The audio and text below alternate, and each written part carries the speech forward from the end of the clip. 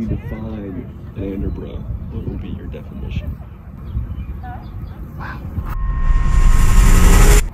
Simply put, is a friend for life.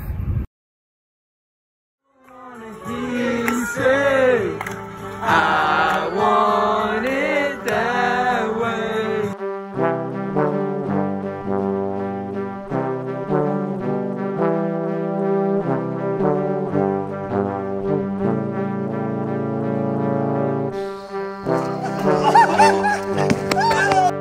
My friend, I love you, but he's about me.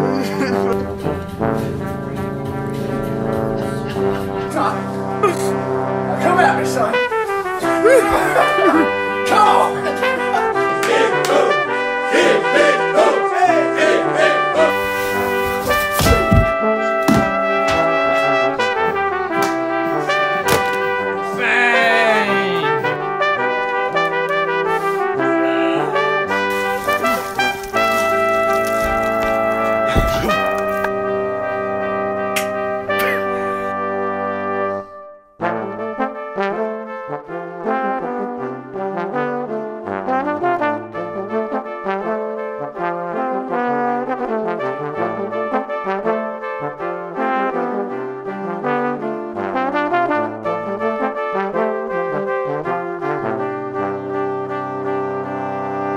Hey, sweet cheeks.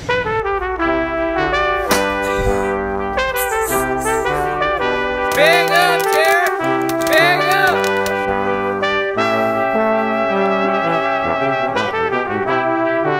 Stops today.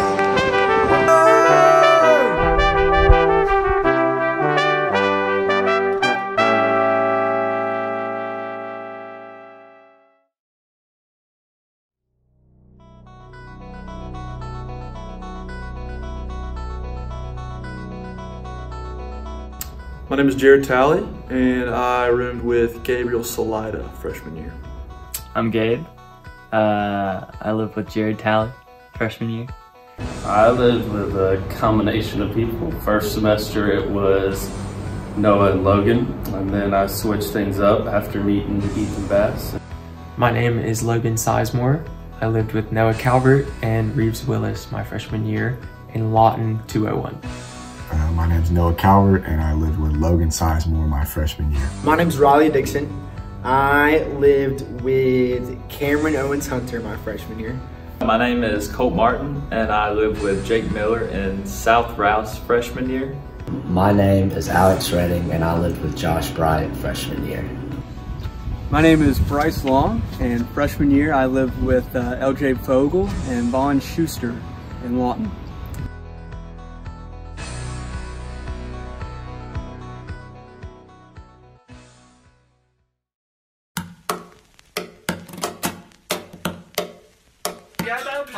Solo candidato es que le posso. Oh yeah. So I met Bryce the first week of school. Actually, he told me that he couldn't differentiate between myself and my brother. So when we went to eat lunch one day, he thought that he ate with Nate, which, not gonna lie, hurt a little bit. But then I came to realize that his facial recognition was not top notch. So I didn't necessarily feel as hurt once I came to know Bryce and know his tendency to lack facial recognition skills. Go Cats, baby! I met Noah a long time ago, actually. Me and Noah have grown up together. We met when we were 4, and we played sports and all kinds of things pretty much our whole lives.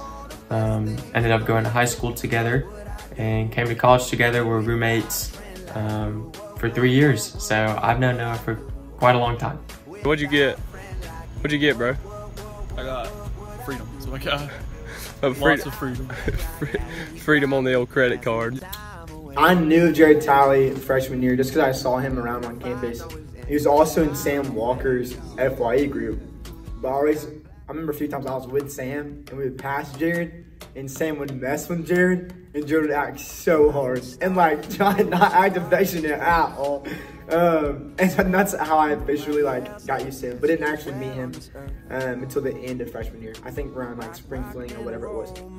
He literally won't put his phone on. Take 4 of you trying to. I'm literally trying to sleep. Take 4. I'm literally trying to sleep, and he won't. He You're the won't one put his phone trying to freaking on. film me while I'm just going about my own business. Am I bothering you right now? Am I bothering? This is literally all I ever get. I'm so tired of it. So tired. I did not know Gabe before college. Gabe was a random roommate. He met me on Facebook. We messaged on Facebook, just how we'd be roommates. And another funny thing is we got to base camp freshman year, right before freshman year. And me and Gabe did not speak pretty much the entire time. And it was kind of awkward. We didn't really know why. At that time, Gabe thought I had apparently quit being his roommate and moved on to someone else, which was not the case. I thought Jared had requested a new roommate as we went to the IT room to log into our emails for the first time, and I had an email that said roommate requested change.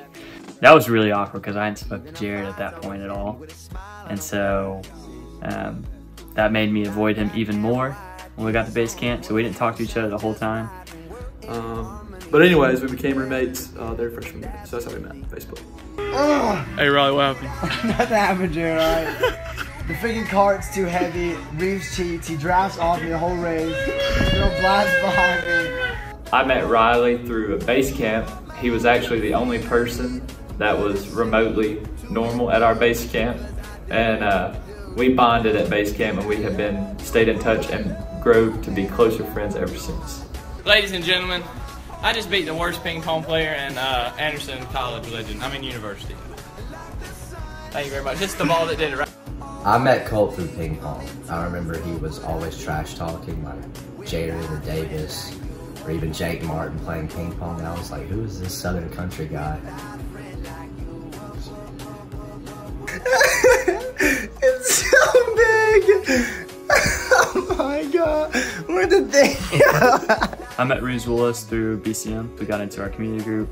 I connected and reached out to Reeves.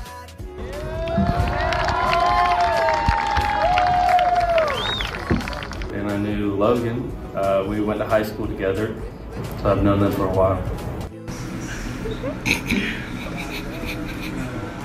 I first met Alex Redding in my base camp group. He was in the other business group, and he was laughing at a lot of my jokes. You know, he'll say that he was laughing because of Bethany McClellan and that he was very attracted to her. That's not the case. He was laughing because my jokes were funny. And he said some joke, and Bethany laughed, and I was like, oh, okay, she's kind of cute, so I guess I'm gonna laugh too. From there, I said, hey, this guy has a good sense of humor. I want to get to know him. So, unfortunately, in base camp, we got split up. But after base camp, we reconnected, and I said, hey, let's room together. He said, let's do it. Unfortunately, Alex failed to complete a housing application. Therefore, he was put in Stringer.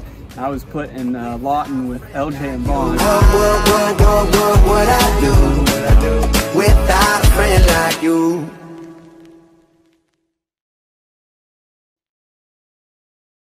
Woo! Bring 'em out, bring 'em out, bring 'em out, bring 'em out.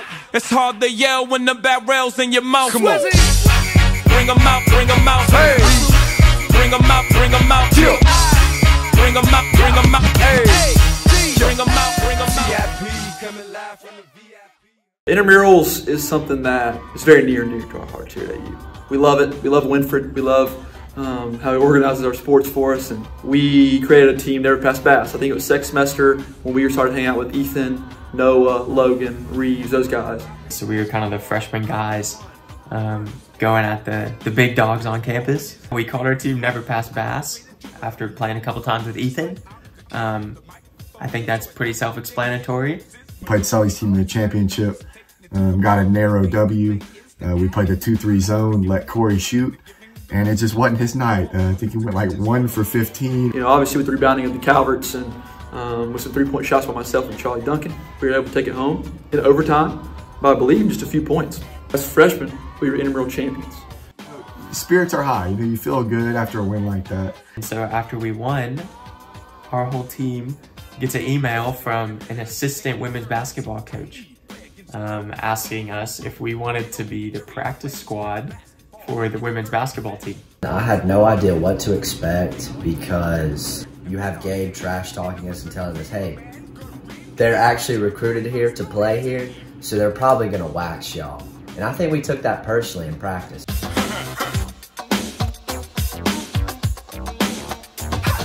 Especially the first practice.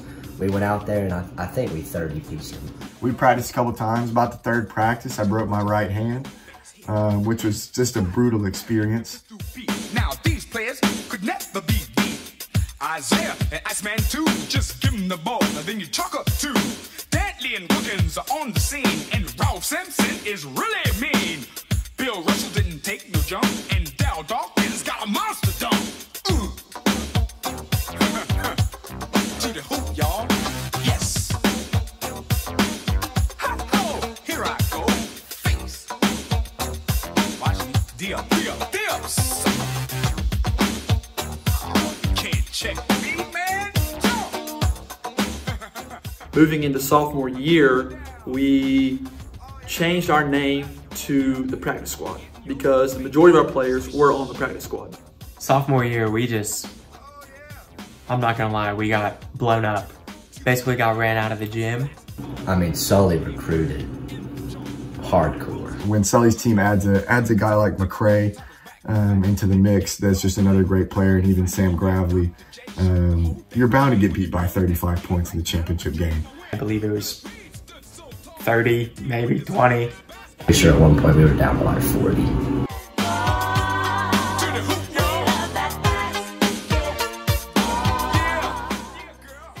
I knew coming into junior year that we had a good chance. You know, with Sully's team gone, we didn't really know who number 2 would be.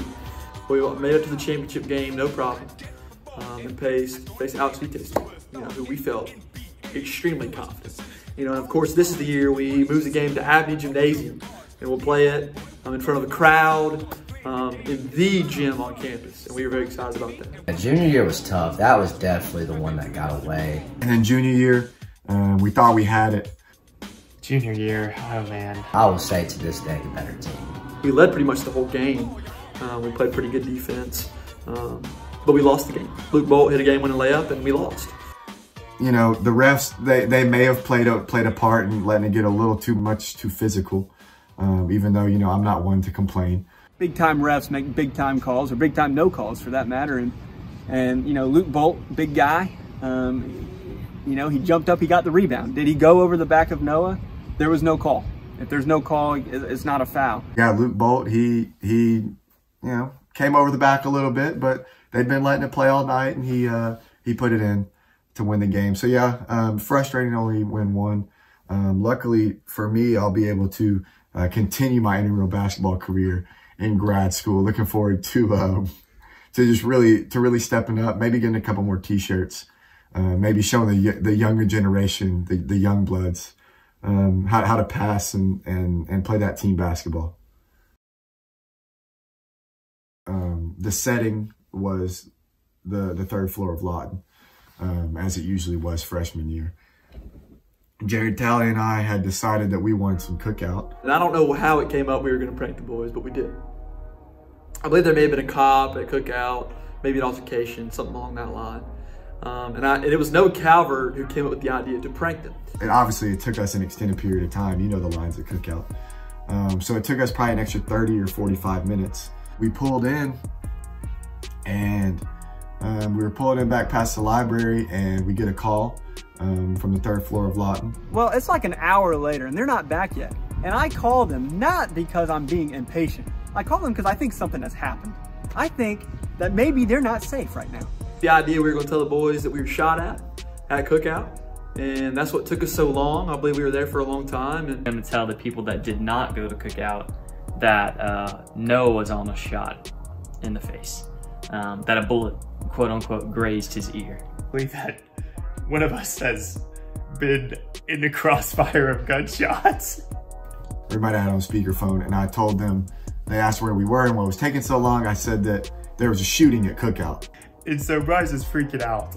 And they're like, Bryce, you'll never guess. We got shot at. Now, this is not too far out of the realm of possibility. In my hometown of Lexington, someone was stabbed at Cookout and killed, okay? So the fact that they could be getting shot at, I believed them. First off, why would you even lie about that? Why? We're building our friendship, and this is what you're gonna do? They had a very convincing story. I actually think that at one point I mentioned that a bullet grazed my ear. People who were in the dorm with me chose to, and myself included, chose to believe this story for whatever reason it was, why we thought that this was true. So of course I believe. Now, I will say the fact that it grazed his ear, I didn't really believe that, but again, you're not gonna say like you're lying, like that would be so insensitive. We get back to the room, and our goal going in, and we practice in the hallway before we go in, is we're gonna act as if we are extremely tormented and torn apart by what happened at Cookout. So by the time we got back, it was incredibly hard to keep a straight face while we were trying to continue the prank. It was confusing for me, Bryce, and Ethan, because they were so like Jared looked so sad, and then Noah just didn't talk. And I didn't want to be a complete douche. I think it took at least 2 days for them to tell us that it was not true, that they were not shot at, and that I guess they got the wrong order or something. I don't even know what took them so long. But, you know, sorry that I cared about their lives a little too much that day. Lost a lot of trust that day. Tough day.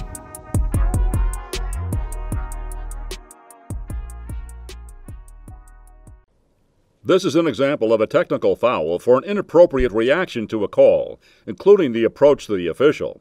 Players can react to calls with which they disagree, provided the reaction is not overly demonstrative, disrespectful, or prolonged. Boop, nerd. Boop. Oh my gosh. Boop. Technical foul has been very, very crucial to the friend group. The technical foul is something that came from Bryce Long's refereeing career. You give the technical foul when someone's ridiculous. You give a technical foul when someone's out of order. I do remember the technical foul very much catching on and very much getting out of hand quickly.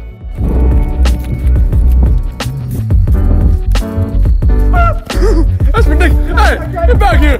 Get back.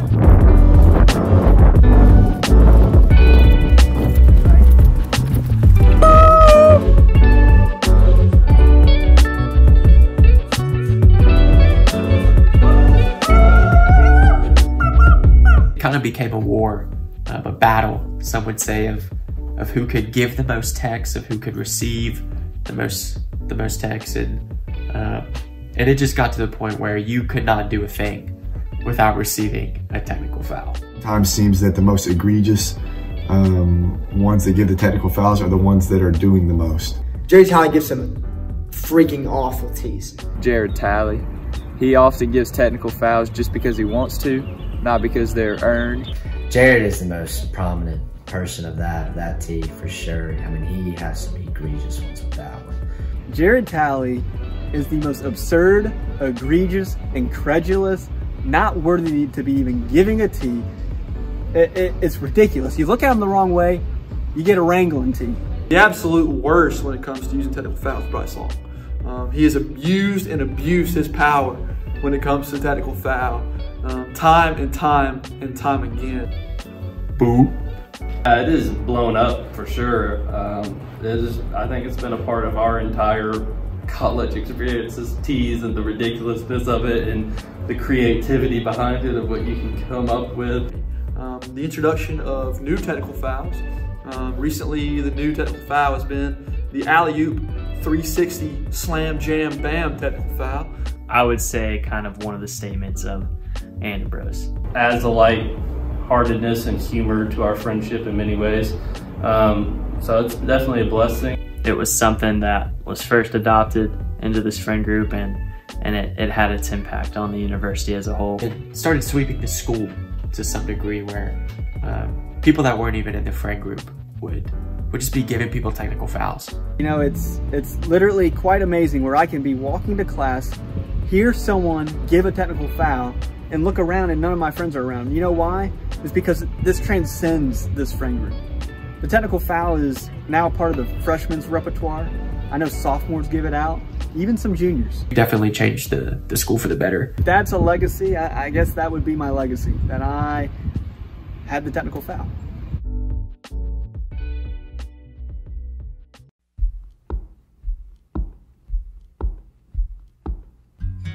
One, two, three, try.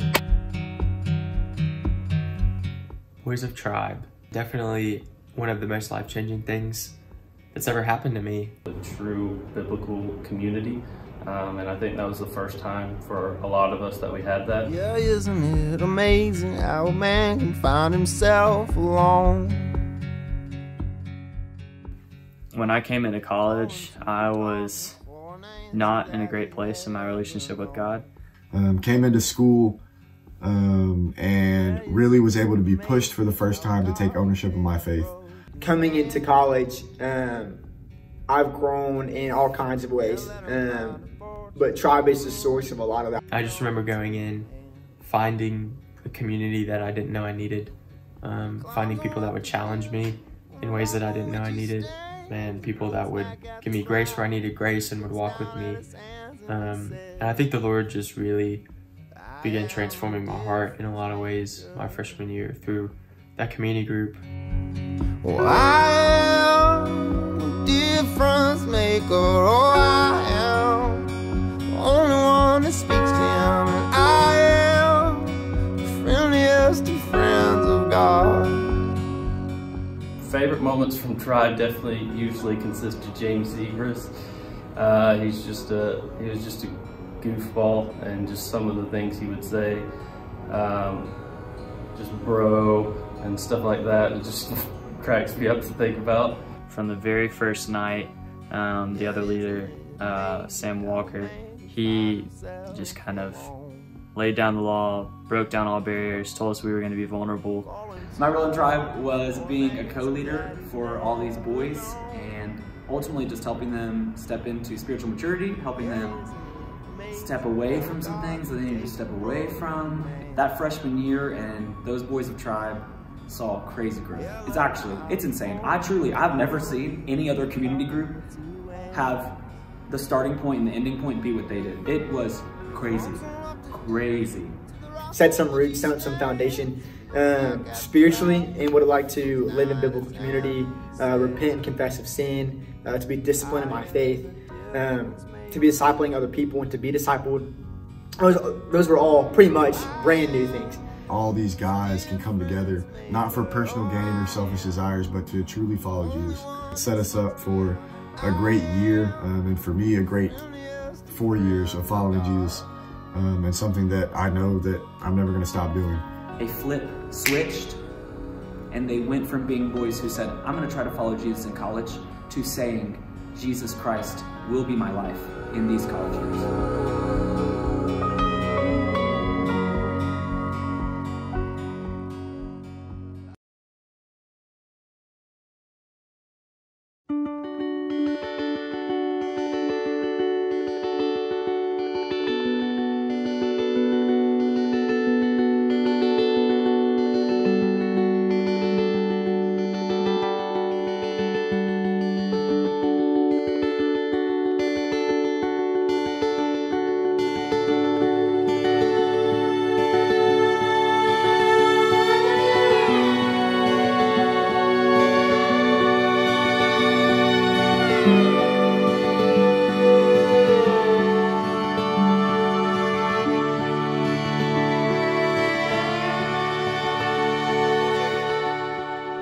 Torn down, full of aching. Somehow our youth would take the blame.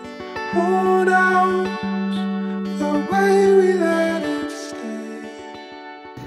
Sophomore year, I lived in Stringer D with Bryce T. Long.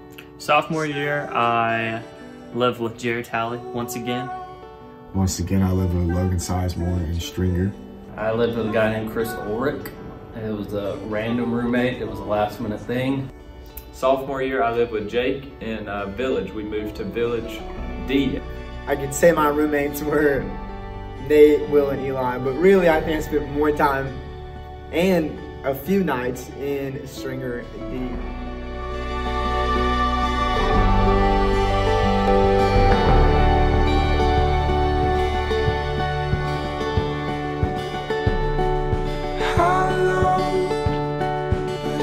hesitated, shallow, but full in all your veins, shadowed by every other wind.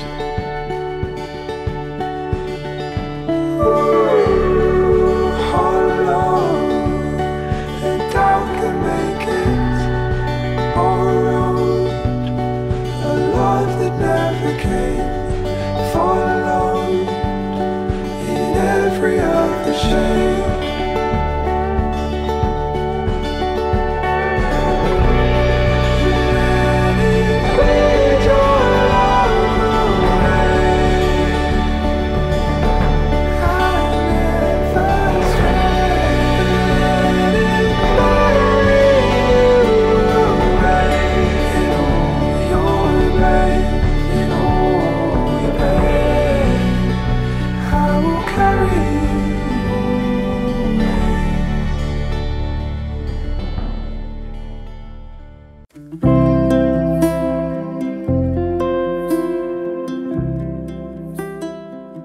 How many times are you going to come spend the night? At least 5. A semester? A semester or a year? Semester. Semester? Wow. On record. This is Ethan Bass on record saying this. I found out Ethan wasn't coming back actually after freshman summer. He said that he was not coming back to AU. I had just gotten back and I received a text from him, I'm pretty sure, in late July or early August, and it was, I'm not coming back, I can't afford it, which is understandable, he has to pay for it himself. Ethan was my workout buddy. We went and worked out all the time. He also brought a lot of laughs because he was just the stuff that he pulls out of his head. It's just like, where did that come from? Let's go.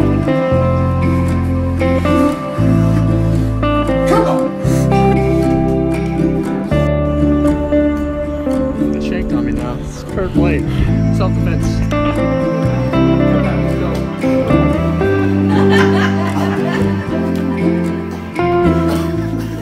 You know, Ethan Bass was Reeves' roommate at the time, and you know, he was a real goofball, someone I really related with. Was just a great personality, a great character that we all enjoyed being around, and so for him to not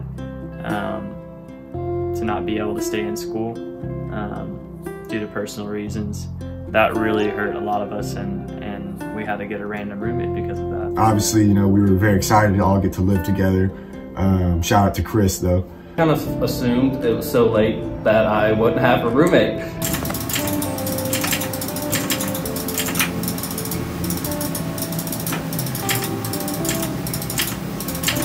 I'm thankful that he still comes around and is doing okay, but yeah, it was definitely a sad day to hear that he wasn't going to be living with us in Stringer and he wasn't going to be at AU anymore.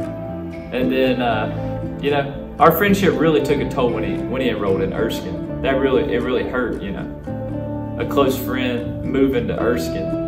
And that was the path he chose, and that was the path that, you know, that we believe the Lord was leading him on, and something that he had to make. But it was tough. It was definitely something that we felt a lot of times that memories that would have been made were never made right there. It was something that was very, very difficult, I think, for a lot of us to come to terms with, but something that we move on from, and we're thankful that Ethan still comes around and is still part of the group as much as he can be.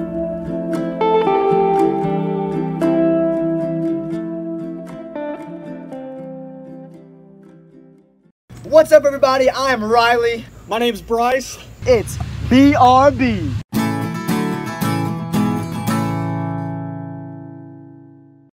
BRB was quite possibly the biggest thing that hit this campus since its founding. Being a part of BRB, I was a co-host with Bryce for all of our episodes. And I thankfully got to be a part of it. It's a fun memory. I was production manager. We had meetings and stuff, and we took it legit. BRB was actually founded at Cookout. It was the first time Bryce Long, B, and Riley R met. I met Riley in Cookout. We were both being a little loud. I wanted to be a little louder than he was, and you know, that's really hard to do, so I think we just decided to compromise and go meet each other. And Alex Davis was there with the Boys Will Be Boys podcast. You probably never heard of it. ideas were flowing back and forth, and they just committed for it and went for it. Like most of their personalities are, just go for it. I am honored to say that I was a part of an organization, a cause that was far before its time. BRB, giving them a listen, it really brought joy to my heart. Yeah, I got a poster from BRB, which was really cool. Still have it to this day. It's actually a scientific article that came out. It said the best way to diminish your fears are to act them out.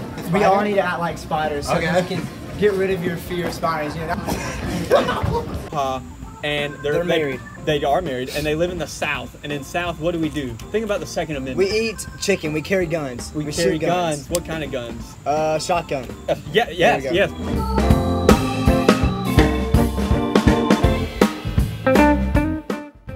We had 3 great episodes, with my personal favorite being BRB Gets Dizzy, episode 3. And it was received really well by the public, which is why it's so ironic that the public is now anti-BRB. I think they saw our success and they got a little jealous. BRB is dead. BRB was dead 2.5 years ago. Never got off the ground. BRB is dead. It kind of went downhill really quick. Dead as a doornail. Something that just absolutely flopped. You know, the audience wasn't there, the people weren't watching, the quality was, you know, it was neither here nor there. BRB cannot die, literally cannot, because of how it lives on in the people's hearts. And I would also say, not just from a figurative standpoint, but practically, BRB is not dead. We're not done yet. We've got more coming.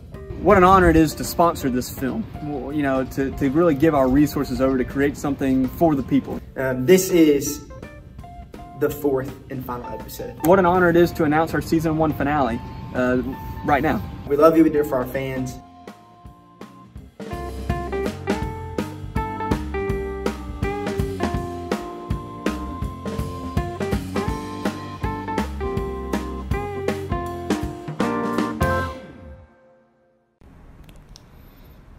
I was wondering if after all these years, you'd like to meet. To go over everything. They say that time is supposed to kill you, but I haven't done any killing. Hello? Can you hear me? The voice. Bryce, what are you talking about? The voice. Voice. The voice is probably unlike anything that has ever happened. Ever. Hey Logan! These chips are starting to make my throat work really bad. I don't know what I'm gonna do, but they are hurting bad. Voice has developed so much since its original creation that we don't even really know what the voice is anymore. Is your tummy making the grumblies? I'm so hungry. That's like hair. You would go a long time without seeing each other. You would go a whole Christmas break, whole summer, and then you would see, without use of the voice, and then you would see somebody, see Noah or whoever it was, and then the voice would just come out. Noah, you gotta get out of bed, love. I'm working, and I'm cold. You gotta get out of bed, love. No. I'm working. It's 11:52. Jared, you woke up 20 No, minutes ago. you gotta get You out of woke bed. up But 20 look at minutes me. ago. I'm about to leave, buddy. Look at me. Somehow got adopted into serious conversations that we had because I think it was just easier to bring up stuff in the voice if it was a serious conversation. It kind of lightened the mood. Coach JJ, dog. Yes, Jared, what is it? If I post this in Anna Squad, will you post that? I mean, I wasn't planning on it, but I don't know, Jared. I don't want to cause the women to stumble. I'll never forget this. The emojis between Jared and Logan. Hey, Logan! Hey, I gotta go. No, you don't, Jared. Stay. No, I told Anna I gotta go. Me and Anna are gonna freeze. Jared. What? You can't go. I gotta go. No, I gotta go. I gotta go. I love you guys, but I gotta go. Great, it puts a smile on people's faces, and that's what we try and do, you know, lighten the mood. You know, this world's getting so serious all the time, but you know, we're just trying to bring a smile to people's faces.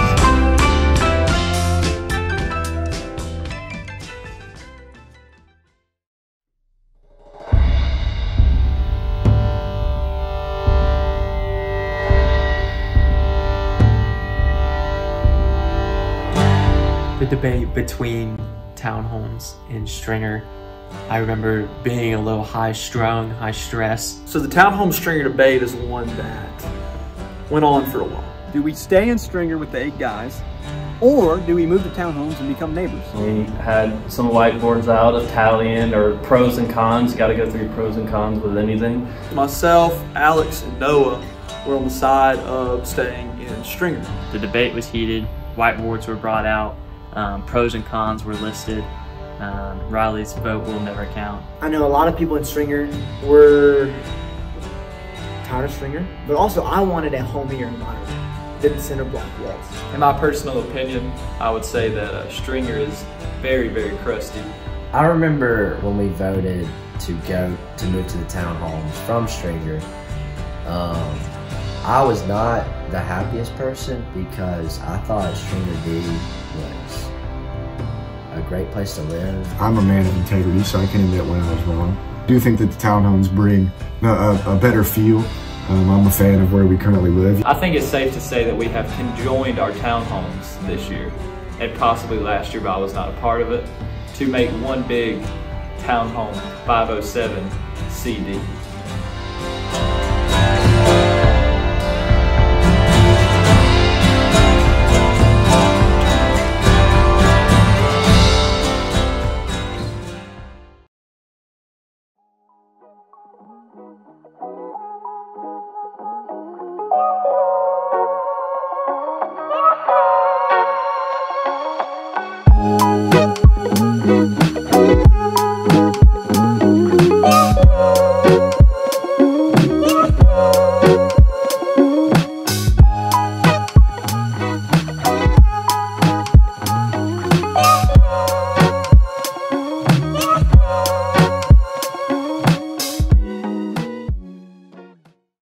ToHo International is a 8-hole golf course designed by myself and played by 7 of the people that I live with. It's located at 507 Heritage Drive in Anderson, South Carolina.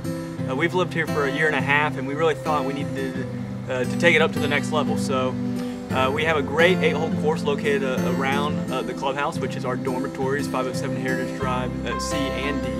And it really is a good time to just come out with the guys and unload after a tough academic week or academic day.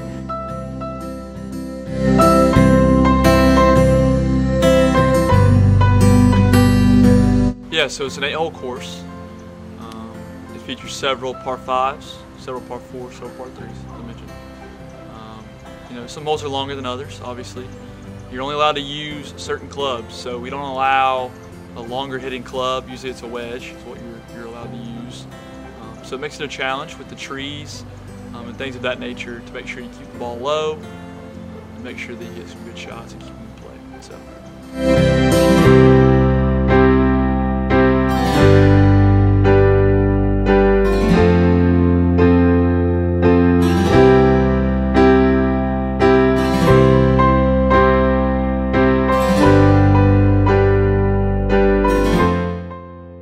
It's known for its rigor. Holes 4 and 5, they're nicknamed Undertaker's Corner. Lots of balls go in the water there, and you know, you don't want to be caught there on a bad day. That's where great rounds go to die. My favorite hole here at ToHo is probably number 1. I once had a hole-in-one there, so that's my favorite. Yeah, the townhomes, they are top of the line living quarters for Anderson, about the $800,000, $900,000 bracket. There's amenities like hot water, air conditioning, even some fans in some of our units. So very prestigious above the line. So. My favorite thing about ToHo International is the members and the community that I've been able to establish with each other. Can always count on having a great fellowship with the other members. Everybody does a great job. It's like a family out here at ToHo.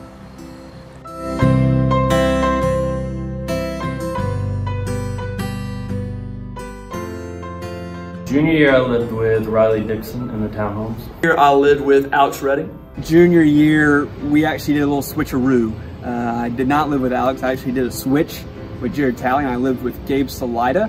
My roommate was Noah in townhomes. Here I lived with Jake again in the exact same room, Village 1D.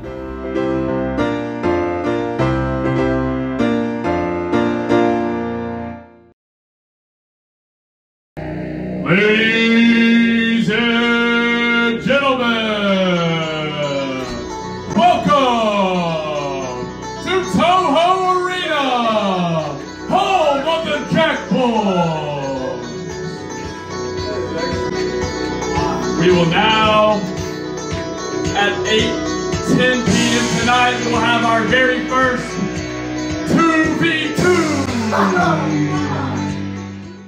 Pro Mini Hoop was introduced. Noah Calvert brought multiple Pro Mini Hoops to our town home, and it quickly became a sensation. It became something that we all enjoyed shooting on and playing games on. You know, we have one-on-one battles. Had the Pro Mini Hoop on the back of the door that entered the townhome, as well as an additional Pro Mini Hoop on the back of the downstairs bathroom, so we could play some semblance of full court.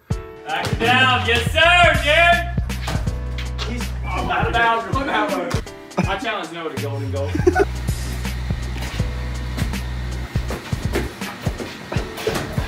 I had it right here. I would say that my biggest competitor is one Noah Calvert. We have some good battles back and forth, mostly after midnight, of course. And you know, we have one-on-one battles, and we would play consistently day by day, and have all kinds of different competitions where you shoot 50 shots. If you don't make 3 in a row, you got to break up with your girlfriend. When we put lines down and we had the lights, it really, it really took it up to the next level.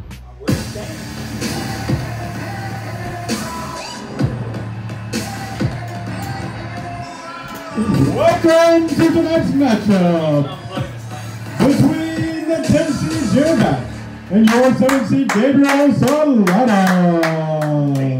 And now it's going to be the 3 versus 6 matchup between the 6 seed and the 3 seed Noah Calvert. First introducing from Fountain in South Carolina, the 6 seed Reed Willis. And his opponent, the 3 seed, also hailing from Fountain in South Carolina, Noah Calvert.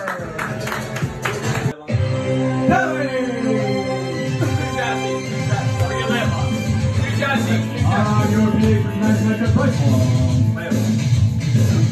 would like to welcome you to tonight's Elite 8 matchup. The winner of this game will go to the Final 4. A very physical opponent is Noah Calvert. He's very tough to back down, and my jumper is not very good at the fadeaway jumpers. And I think one time Noah Calvert even beat me with 6 step-back jumpers, mid-range wet balls. Easiest competitor is probably Jared Talley. He doesn't play much. He gets a little nervous. He don't like to play. I played Bryce long in the Pro Mini Hoop junior year after some hefty technical fouls were given on the court, anywhere from 6 to 10. I don't remember. Free throws. I can be more dominant, but for some reason it's just not translating onto the court. One matchup, I was playing Ethan Bass. It was probably the first week of school junior year, and the rug got completely messed up because we were playing so physical. He scraped his hand on the popcorn ceiling multiple times, drawing blood multiple times. I feel like a few games were taken away from me by those officials, but one of the worst officiated games every game. It was really pulled out the best out of all the boys. Really getting that competition side. You'd have Jared, you had Noah, and they would go into the other room, and you'd be like, where'd they go? All of a sudden, you hear some music playing. and out sprints both of them right on each other's butts. Literally, they would start doing a dunk contest, and it was a sight to see.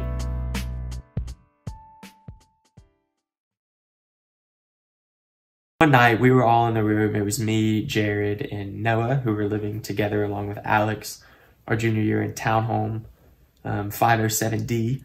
And so us three were hanging out, and I don't remember if I asked where Alex was. Somebody asked, and it struck us all as a good question. So we figured he could be at the library, so we give him a call. And just as we give him a call, somebody pulls up his location on Find My Friends.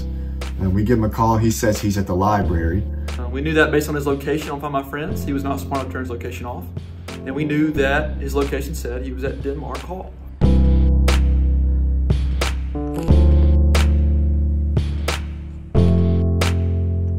But there's the possibility the location could be a little off. So we gave him the benefit of the doubt, and I think Noah texted him and said, "Hey bro, where are you?" And like asking if he was at the library still. And Alex said that he was. And so obviously we were intrigued. And so Logan, Jared, and I went to go scope it out, obviously in Logan's car because it was a little low key. And so we get to the parking lot on Front Street right outside Denmark Hall, and there's Alex's truck, sure enough. I mean, the old Chevy, piece of absolute crap, piece of junk metal sit out there in front of Denmark. And we say, what in the world? This man is lying to us, okay? That's not all. Alex is in the truck with a woman. And me and Haley were getting to know each other, and so I offered to take her back to Denmark. You know, she tore her ACL, so we were talking for like an hour in my truck. Then I like walked her up to Denmark, and she asked me if I wanted to come and see her room. I was like, yeah, sure. Like, I'm enjoying this conversation, so why not? We saw Alex go in, and we thought he was just walking her to the door, being a courteous gentleman that he has proven to be so many times. But then he somehow finds himself inside of the dorm. Alex and this female go inside Denmark. Alex walks inside Denmark. And we were like, oh my gosh, what is going on? We are shook. And so we decide we're gonna have an all-time prank tonight. We think of a clever idea of getting into the back of his truck. Hey, let the people know what's going on. I think we are currently on a stakeout with one Daniel Alexander Redding. Yep. We are in the back of his pickup truck, unbeknownst to him. We've been here for about 20, 25 minutes. We've been here about 20 minutes. We saw that he's in front of, is this Denmark? Yes. He's in front of Denmark with a girl on the soccer team. When he returns, hopefully sometime soon, please, we will lay down in the back of the truck and be absolutely silent. We're out there for over an hour in the back of Alex's truck. We're just sitting there, waiting on him to come out. He's been in Denmark for over an hour. Now, ladies and gentlemen, the woman had no roommates. It was one big room. She had 0 roommates at the time. You know, to this day, we don't know what happened inside that room. We don't know if they went in that room or what happened inside that room. Who knows? Only Alex knows and only she knows. He walks back to get in his truck, and myself, Logan, Sizemore, and Jared Talley are all laying in the back of the truck, in the truck bed, and he had no idea we were in there. Begins backing up out of the parking spot, and he's driving down Front Street over the speed bumps. We finally make it over all the speed bumps on Front Street and back down to the townhomes.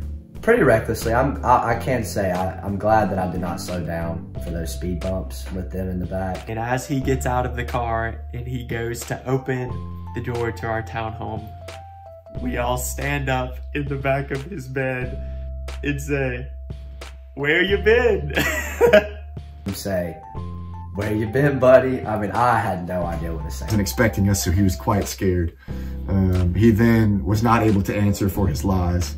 And we were able to catch him in the act red-handed. I think I know me and Noah and Logan are very proud of. I think Alex was very annoyed by the prank, but it's one of those things that, you know, friends do. And we were very happy to have been part of that prank. And it's definitely one that we will not forget anytime soon.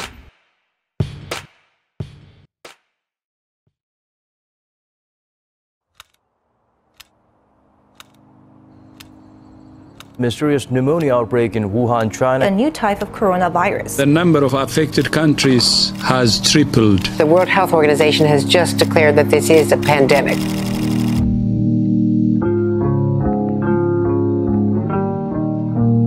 The first time I heard of it, I was working in IT, and Kevin Selman, we had got a shipment of iPads from China. And Kevin Selman, I think he was being funny, but also knowing Kevin, he could have been very serious. He put on a mask, gloves. He said, Bryce, take these to wherever I need to take them. I don't even remember.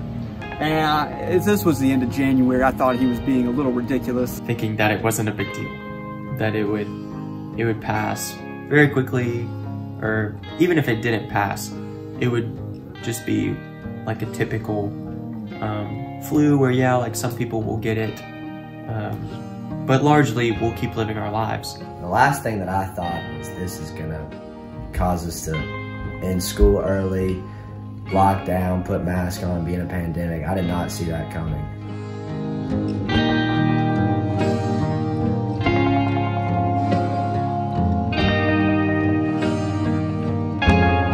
I was supposed to go on a trip to Scotland and Ireland with school.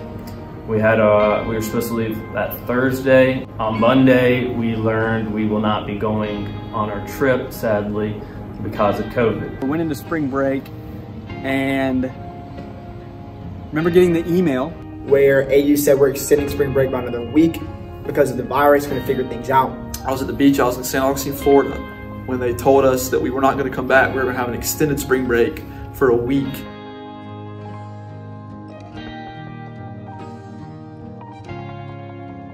At first was filled with joy because we didn't have to come back and do schoolwork. Extra week of break was incredible. Oh man, like we might have extended in the Cayman Islands for another week, like another week. I was really hoping that we were going to be able to go back to school and see our friends. I was like, okay, like that's all right, but I still want to get back. And I just remember getting an email. I was taking a walk at my house, got the email. Remember getting the email. And then that week ended up turning into a whole semester. The University of Washington became the nation's first large college to close its classrooms, saying it will cancel in-person classes and have students take classes and exams remotely instead. At Stanford and Harvard, they're canceling classes or they're going to online learning, not just for a couple of weeks, but for the rest of the year. You know, our junior year was cut short. What would have been one of the best years probably of our college career based on first semester of junior year was no longer.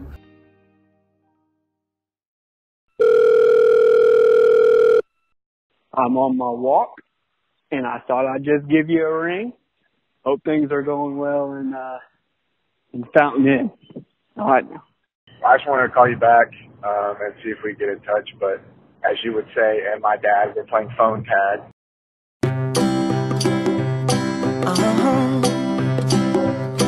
If you ever find yourself stuck in the middle of the sea, I'll sail the world to find you. If you ever find yourself lost in the dark and you can't see, I'll be the light. We had that 5 or 6 month period. It was definitely a test for a lot of us. If there's one thing about our friends, it's that we love FaceTime. Remember FaceTiming a lot of people, trying to stay in contact.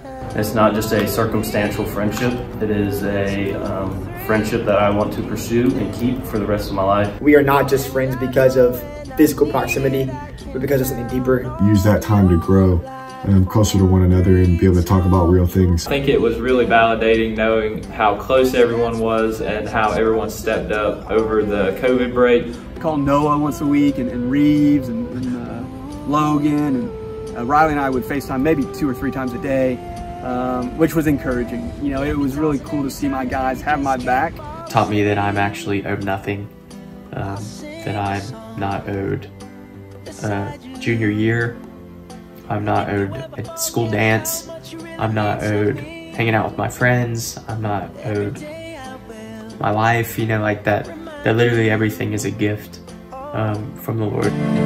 Find out what we're made of when we are called to help our friends in need. You can count on me like 1, 2, 3.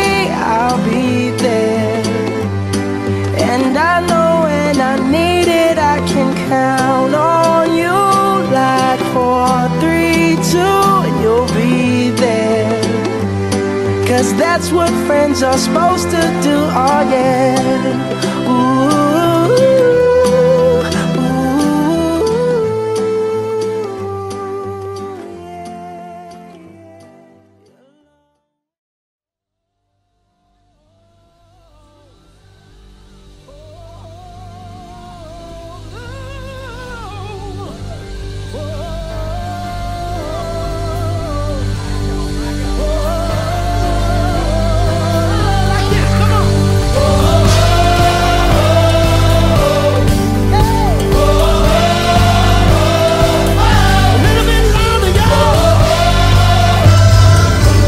Baby, that thing in sport mode?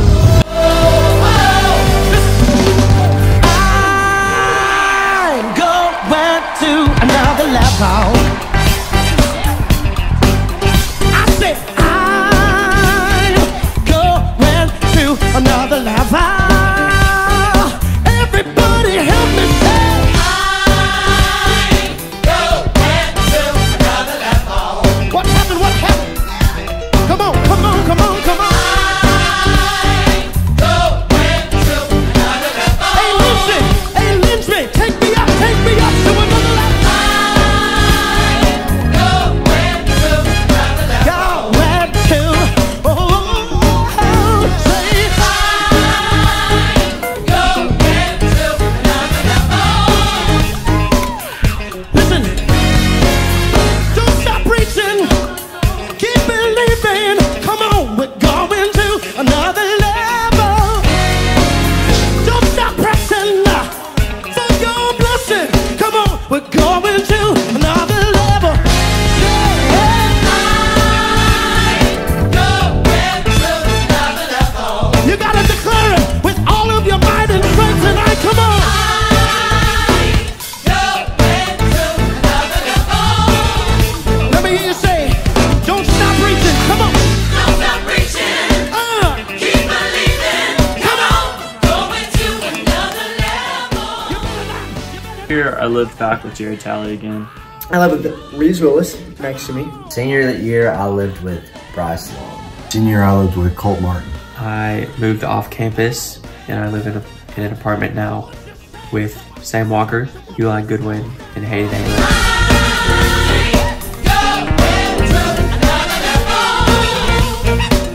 Like this, come on.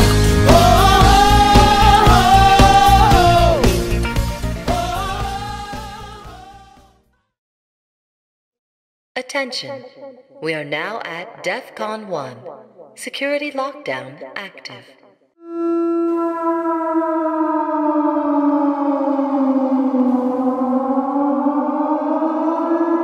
The first act of the prank war was we walked outside and there were balonies all over Bryce Long's car. Unfortunately, I was having a bad day. I had lost my wallet. To this day, not found. Cannot find that wallet. So I said, well, maybe it's in my car. It's about midnight. I go to my car and there's baloney all over my vehicle. It just escalated from there. The boys thought, especially this member, Bryce Long, thought he found a blonde lock of hair from the crime scene. Of course, we assumed Lizzie. Who else would it be? Who else would have the nerve to hit the Scion? There was some shaving cream incidents. There was, among other things, there was a lot of different incidents with the prank war. And we really wanted to get them. There was one night that we were actually trying to prank them in their house and they would not come outside. It seemed like every time the boys had a great idea, the girls would figure it out. And somehow, the girls always were one step ahead of the guys. And for some reason, the guys just didn't understand how the girls knew all these things. But I think when you think about it, it made total sense considering multiple of them were dating some of the girls. We were pranked by the girls multiple times. There were Orbeez dumped into Townhome D, which was a disaster as I was upstairs and heard it all. The one error or mess up in this whole ordeal was that I left my ID. The guys had had enough. And we had HQ, we had headquarters. I decided to take a more passive role in the prank war and became HQ. I was defense. Water and flour people's bodies. That, that sort of failed.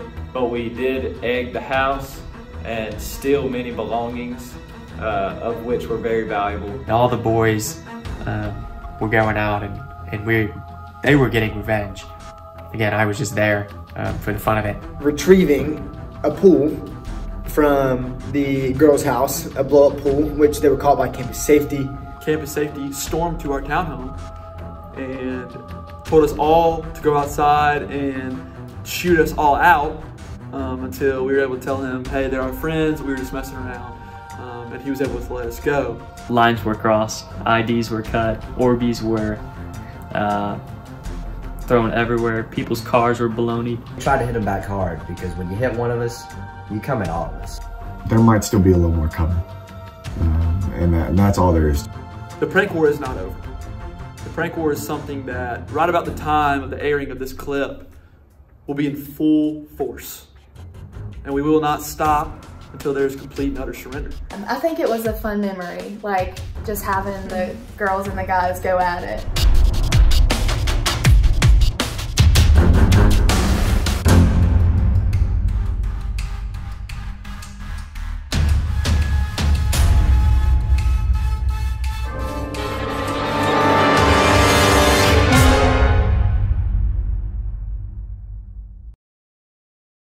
God has been so kind through these 4 years. I saw Satan fall like lightning. I saw darkness run for cover. But I'm just being able to take ownership of my faith and realize that it's not about how much I do or what I do if I don't love Jesus. The growth in my relationship with God has grown significantly over these 4 years. And you have a group of guys where on a Thursday night, you want to hang out with your friends, you don't have any schoolwork or anything, and you come back to the townhome and nobody's there because everybody's at BCM. I mean, you're going to be at BCM. In college, I've learned that I have owned my own faith. I go to church because I want to go to church. this is my testimony from death to life. 'Cause grace rewrote my story. I'll testify by Jesus Christ the righteous. I'm justified. This is my testimony. This is my testimony. Sophomore year, it was like, this is real, like this matters. This is really all that life is about. In a lot of ways, I learned what it looked like to be a new creation. I learned a lot what it looked like to put off an old self and to put on a new self. I can remember freshman year being in that Lawton room talking about Leviticus, to Stringer Studies, to MRT this senior year, and you know, getting to worship at BCM with everybody. Yeah, we have so much fun at the townhomes. We have all kinds of fun memories like we just laid out for an hour. But what is even more cool is that we have a foundation of faith where we are caring for and laying down our lives for each other in really beautiful ways. That I was able to grow in that biblical community with many in our friend group. This is my testimony.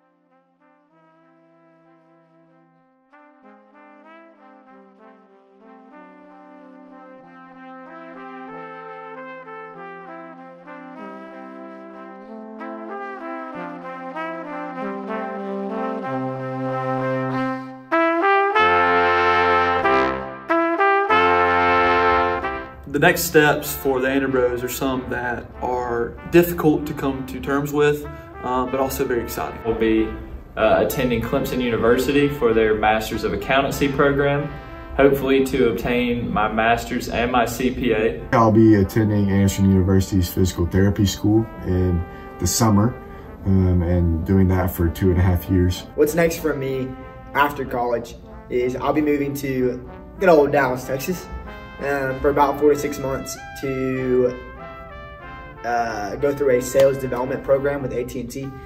I'll be doing that with Jared Townley, learning all about corporate and business-to-business sales. For me, After graduation, I'll be moving to a program called the Sales Development Program at AT&T. I'll be selling business-to-business solutions to businesses from AT&T. For what's next, graduation is May 8th. I'll be graduating and I'll be starting remote June 14 at Lowe's Home Improvement. I will be a software engineer, writing code all day, every day. I'll be working at Ebass Leaving, a commercial real estate firm in downtown Greenville. And I will be living at home with my parents in Fountain Inn, and I will be an industrial associate. After I graduate, I will be moving to South Asia as a missionary for 2 years. I'm going to be working in Greenville, South Carolina at Equitable Advisors as a financial professional. I'll be working at Softbox Systems as a business development representative.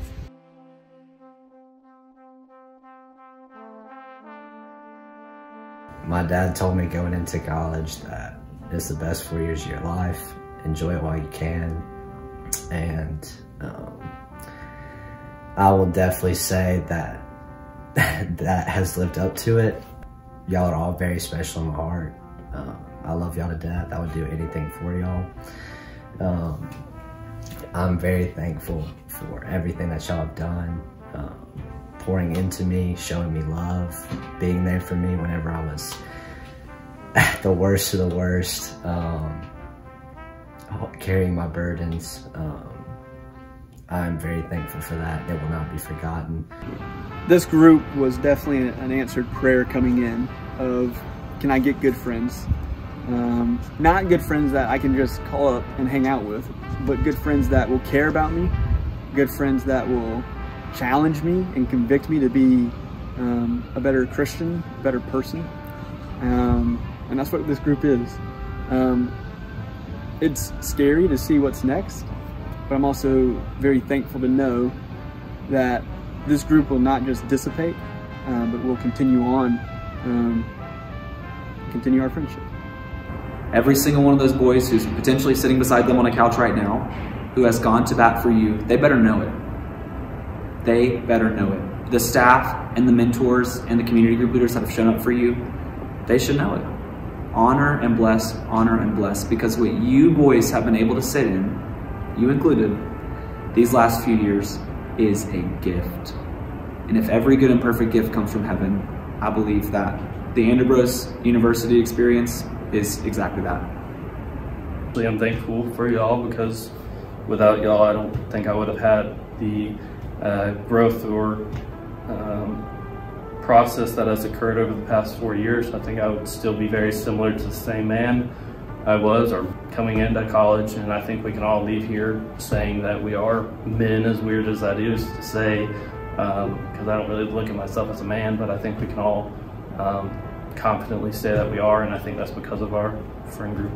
I always think back to the first couple of years and just how different they were from this year, and how fun this year's been, how fun junior year's been, how different it's been from sophomore, freshman year, before jobs, before stress comes in the mix. But even through all that, just continuing to make the most of the time that we had here, and continue to be present, even with all these outside distractions going on in life. I'll never forget the time here at AU for as long as I live, and the impact that it'll have on me going into the future. I love you guys. No, I don't say that a ton, but I really do mean it when I say that. I love you guys a whole lot. I'm really thankful for y'all and the impact that y'all have had on me and so many other people. On this campus, it's been really cool to see you guys disciple others and challenge others and love others, and just really grow in your faith and your love for Jesus. And so, man, I'm thankful for you guys. I love you. Y'all have shown me what it looks like to follow Jesus more, to invest in the people that you care about a lot, and to keep going. And so I think it's been, like I said, a cool ride. Obviously, I'm not ready to leave, and I don't want to go, but it's something that I know we're going to have to do. And I think that I know that we're all going to do great things in life and have a great impact. But I think that it'll be cool to look back on the time that I've had here with the guys I care about most. Our friendships may have started in Anderson, but I genuinely believe that they do not end at Anderson. I am so encouraged in odd ways that as we leave, as we depart from AU, as we graduate and go to Dallas, go to Charlotte, go to Spartanburg, go to wherever it might be, that yes, it will be tough to be away from each other, but as we claim our faith is found in Jesus, we will be already empowered to do the work set out for us. I would challenge each and every one of us to make time out of our schedules every year, twice a year, 3 times a year, however many times, to make sure that we get together and continue pushing those relationships together. Because these are times that we can't just forget about and move on and say, oh, I was friends with them back then. Because these are real friendships. These are things that we have pushed for and worked for and spent so much time together, an unbelievable amount of time together. And I just hope and pray that these things will continue going because I love these guys to death. I think that we would all say that. And I know there's great times ahead for us. I know this is definitely not the end.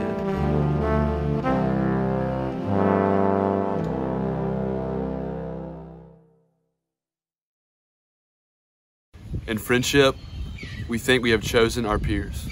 In reality, a few years difference in the dates of our births, a few more miles between certain houses, the choice of one university instead of another, the accident of a topic being raised or not raised at a first meeting. Any of these chances might have kept us apart, but for a Christian, there are strictly speaking no chances. A secret master of ceremonies has been at work. Christ, who said to the disciples, "Ye have not chosen me, but I have chosen you," can truly say to every group of Christian friends, ye have not chosen one another, but I have chosen you for one another. The friendship is not a reward for our discriminating and good taste. Finding one another out. It is the instrument by which God reveals to each of us the beauties of others. C.S. Lewis.